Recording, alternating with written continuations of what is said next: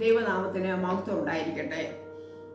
മൂന്നാം നോയമ്പിൻ്റെ ഒന്നാം ദിവസമായ ഇന്ന് അല്പസമയത്തെ ധ്യാനത്തിനായി തിരഞ്ഞെടുത്തിരിക്കുന്ന വേദഭാഗം യോന പ്രവാചകന്റെ പുസ്തകം 4-ാം അധ്യായം 1-ാം വാക്യം.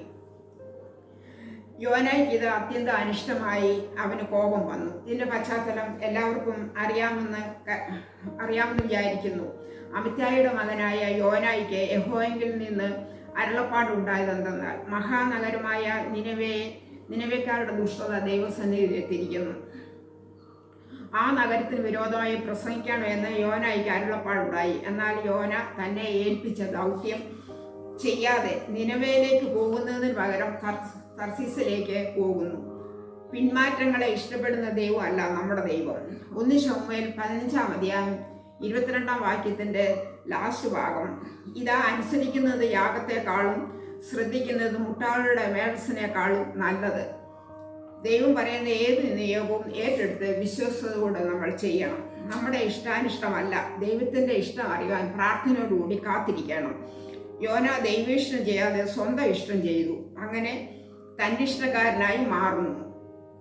തന്നിഷ്ടം മാറ്റി ദൈവ ഇഷ്ടത്തിനായി മാറണം. മീഖ പ്രവാചകന്റെ പുസ്തകം 6-ാം അധ്യായം 8-ാം വാക്യം, മനുഷ്യ നല്ലതെന്തെന്ന് ഞാൻ നിനക്ക് കാണിച്ചു തന്നിരിക്കുന്നു. ന്യായം പ്രവർത്തിപ്പാനും ദയാൽപരനായിരിക്കാനും നിന്റെ ദൈവത്തിന്റെ സന്നിധിയിൽ താഴ്മയോടെ നടക്കാനും അല്ലാതെ എന്താകുന്നു യഹോവ നമ്മോട് ആവശ്യപ്പെടുന്നത്.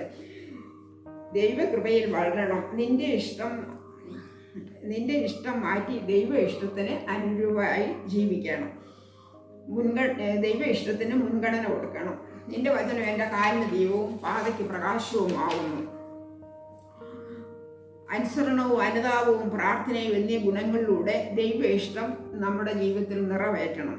അനുസരണത്തിന് കേടിൻ്റെ ഫലം യോന അനുഭവിക്കുന്നതായിട്ട് നമുക്ക് നോക്കാം. യോന തർശീസിലേക്ക് പോകുന്ന കപ്പലിൽ കയറി യാത്രയായി. യഹോവ സമുദ്രത്തിൽ വലിയൊരു കാറ്റടിപ്പിച്ചു. കപ്പൽ തകർന്നു പോകാൻ തക്കോണം തിരമാല ഉയർന്നു.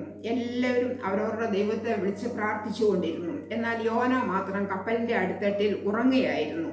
കപ്പൽ പ്രമാണി അവൻ്റെ അടുക്കൽ വന്ന്, നീ മാത്രം ഉറങ്ങുന്ന എന്ത്? എണീറ്റ് നിന്റെ ദൈവത്തോട് പ്രാർത്ഥിക്കുക എന്ന് പറഞ്ഞു. ആരുടെ നിമിത്തമാണ് ഈ ദുരന്തം ഉണ്ടായെന്ന് അറിയാൻ വേണ്ടി അവർ ചീട്ടിട്ടു. ആ ചീട്ട് യോനായ്ക്ക് വീണു. അവൻ അവരോട്, എന്നെ എടുത്ത് കടലിൽ ഇട്ടുകളക എന്ന് പറഞ്ഞു. അവർ യോനായെ എടുത്ത് സമുദ്രത്തിൽ ഇട്ട് കളഞ്ഞു. അവർ യഹോവയെ അത്യന്തം ഭയപ്പെട്ടു. അവർ യോനായെ എടുത്ത് സമുദ്രത്തിലിട്ടു. യഹോവ ഒരു മത്സ്യത്തെ കൽപ്പിച്ചാക്കിയിരുന്നു. ആ മത്സ്യം യോനായെ വിഴുങ്ങി. 3 രാവും 3 പകലും മത്സ്യത്തിൻ്റെ വയറ്റിൽ കടന്ന് അനുദപിച്ച് ദൈവത്തോട് പ്രാർത്ഥിച്ചു. മത്സ്യം യോനായെ കരയിൽ കൊണ്ട് ഛർദ്ദിച്ചു. യഹോവയുടെ അരുളപ്പാട് വീണ്ടും യോനായ്ക്കുണ്ടായി. യോന നിനവയിലെ ചെന്ന് 40 ദിവസം കഴിഞ്ഞാൽ നിനവയ്ക്ക് ഉന്മൂലനാശം ഉണ്ടാവുമെന്ന് ജനങ്ങളോട് പ്രസംഗിച്ചു. നിനവേക്കാർ അനുദപിച്ച് ഒരു ഉപവാസം പ്രഖ്യാപിച്ചു. അവർ ദുഷ്ടത വിട്ട് ദൈവത്തിങ്കിലേക്ക് മടങ്ങി വന്നു. അതുകൊണ്ട് അവർക്ക് വരുത്തുമെന്ന് പറഞ്ഞ അനർത്ഥം യഹോവ വരുത്തിയില്ല. യോനായ്ക്ക് ഇത് അത്യന്തം അനിഷ്ടമായി. അവന് കോപം വന്നു. യഹോവയോട് പ്രാർത്ഥിച്ചു, യഹോവേ, ഞാൻ എൻ്റെ ദേശത്തായിരുന്നപ്പോൾ ഇത് തന്നെ അല്ലയോ പറഞ്ഞത്? അതുകൊണ്ടാണ് ഞാൻ തർശീസിലേക്ക് പോയത്. നീ കൃപയും കരുണയും ദീർഘക്ഷമയും മഹാദയമുള്ള ദൈവമാവുന്നെന്ന് ഞാൻ അറിയുന്നു. അനർത്ഥത്തെക്കുറിച്ച് അനുദപിക്കുന്ന ദൈവമാവുന്നു എന്ന് ഞാൻ അറിഞ്ഞു. നമ്മൾ ഓരോരുത്തരും അനുതാപത്തോടെ ദൈവസന്നിധിയിൽ വരുവാൻ സാധിക്കണം. പ്രാർത്ഥനയും ഉപവാസവും നമ്മുടെ ജീവിതത്തിലും പ്രായോഗികമാക്കണം. ഈ വചനങ്ങളാൽ ദൈവം നമ്മെ അനുഗ്രഹിക്കട്ടെ.